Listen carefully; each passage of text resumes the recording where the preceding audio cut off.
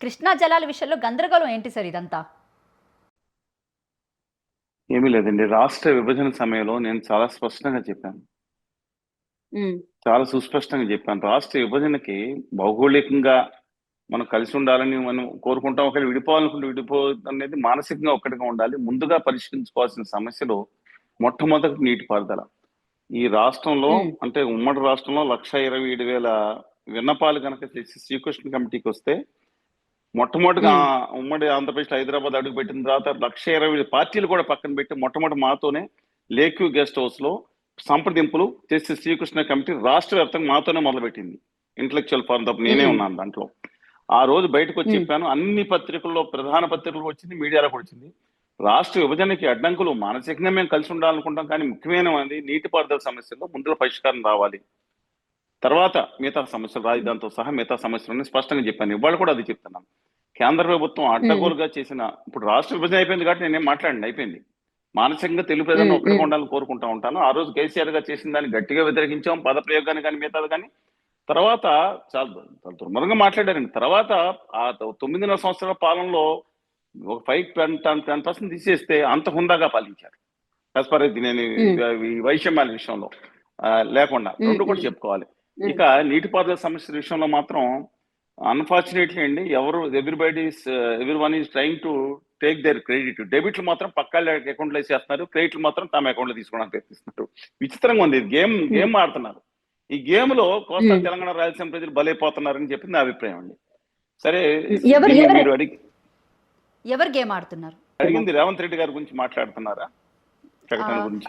అంటే బేసిక్‌గా కాదు సార్. బేసిక్‌గా ఏంటంటే అసలు కృష్ణా జలాల హక్కుల మీద ఎటువంటి అంటే 2 రాష్ట్రాల మధ్య ఎలాంటి గందరగోళం లేకుండా, గొడవలు జరగకుండా నీటి విభజన జరిగే పరిస్థితి లేదు అంటారా?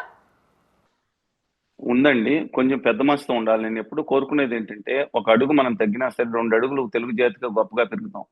వాళ్ళ కోస్తా, హ్మ్. తెలంగాణ, రాయలసీమ ఎవరన్నా సరే అన్నదమ్ముల్లో ఒక 2 టీఎంసీలు ఇటు, 2 టీఎంసీలు అటు గనక అయితే మనకేం ఇబ్బంది ఉండదండి. అన్నదమ్ముల్లో చిన్న చిన్న హ్మ్. ఇబ్బందులు సర్దుకోవాలి. ఒక దాంట్లో పెద్ద మనసుతో ఉండాలి. నేను ఎప్పుడు అలాగే కోరుకుంటాను. ఒక పక్కన కూర్చొని హ్మ్. విద్వేషం రెచ్చగొట్టేయటం ఈజీ. ఆ రోజుల్లో నేను హ్మ్. టీవీలో ఈ రోజు నెంబర్ 1 అదే మోడరేటర్‌గా ఉన్న వాళ్ళు కూడా చెప్పారు. శ్రీనివాస్ గారు మీరైతే కేసీఆర్ గారు లేను, లేదా రాజగోపాల్ గారు. రాజగోపాల్ గారు నేనేం తీసుకుంటానండి, అర్థం లేని రాజగోపాల్ గారు లేను. కేసీఆర్ గారు లేని కూడా తీసుకోవాల్సిన పని లేదు. నేను హ్మ్. వాస్తవంగా ఆధారాల ప్రకారం చెప్తాను. ఇవాళ కూడా చెప్తున్నానండి. ఇవాళ హ్మ్. ముఖ్యంగా మనం ఆంధ్రప్రదేశ్ కానీ తెలంగాణ కానీ రెండు కూడా విభజన సమస్యలు పరిష్కారం కాకపోతే 6 నెలల లోపు కేంద్ర ప్రభుత్వం నిర్ణయం తీసుకోవాలి. ఒక తండ్రి తరహాలో ఇద్దరు పిల్లలు. ఇది కేంద్ర హ్మ్. ప్రభుత్వం అంటే మోడీ గారి జాగీర్ కాదండి. ఇంకొకరు జాగీర్. హ్మ్. ఆదాని గారు ఇవాళ ద అన్ ఇవాళ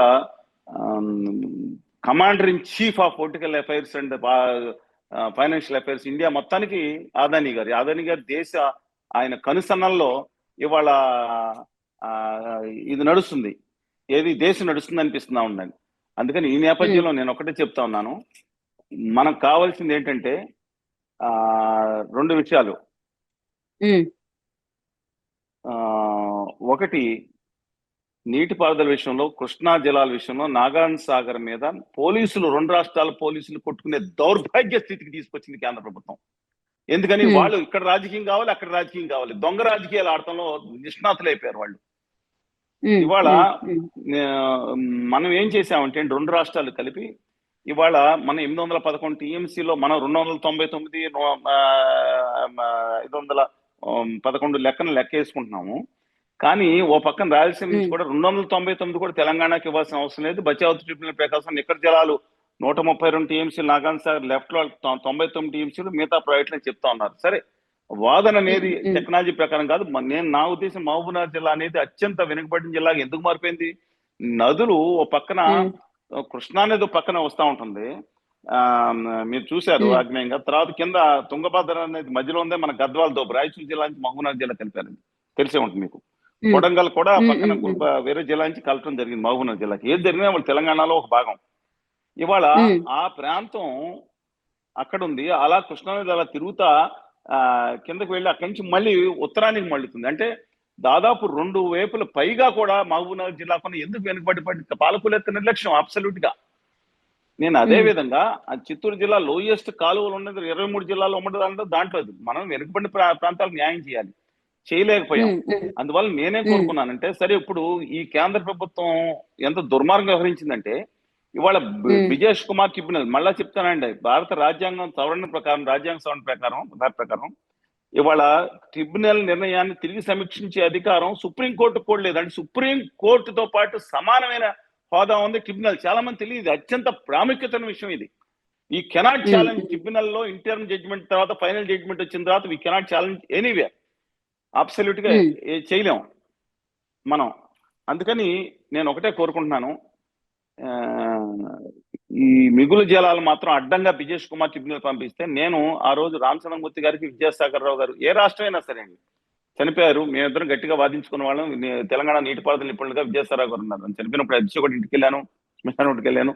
ఇది వెళ్ళి నేను చెప్పిన వెంటనే రామచంద్రమూర్తి గారు వెంటనే తన మీడియాలో వేయించడం జరిగింది.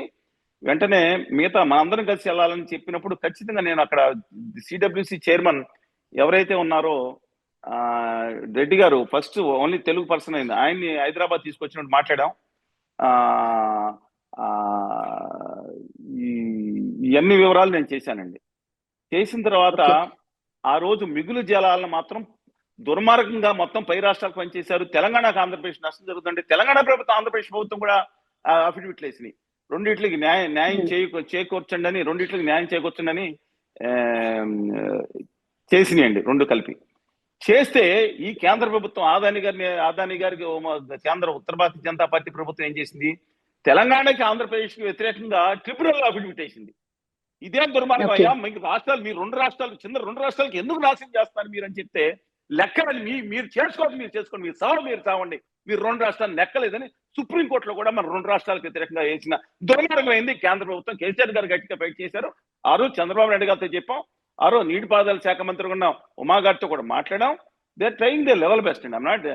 కానీ తర్వాత ఏం జరిగింది, ఇవాళ కేంద్ర ప్రభుత్వం మోడీ గారు అత్యంత తెలివిగా ఏం చేశారు, తాంబూల ఇచ్చాను తన్నుకు సావండి, అది మాత్రం నేను స్పందించను, మా ఓట్లు పోతే మాకు అధికారంలో ఉన్న రాష్ట్రాలు, మహారాష్ట్ర రెండు కూడా మీరు కొట్టుకుని చావాలని చెప్పి ఆంధ్రప్రదేశ్ తెలంగాణ కొట్టుకునే విధంగా ఒక కొత్త దీవి ఇచ్చి మీ వ్యవహారాలు మీరు సావండి, మీ ఇద్దరు కొట్టుకోండి దీవి ఇచ్చారు.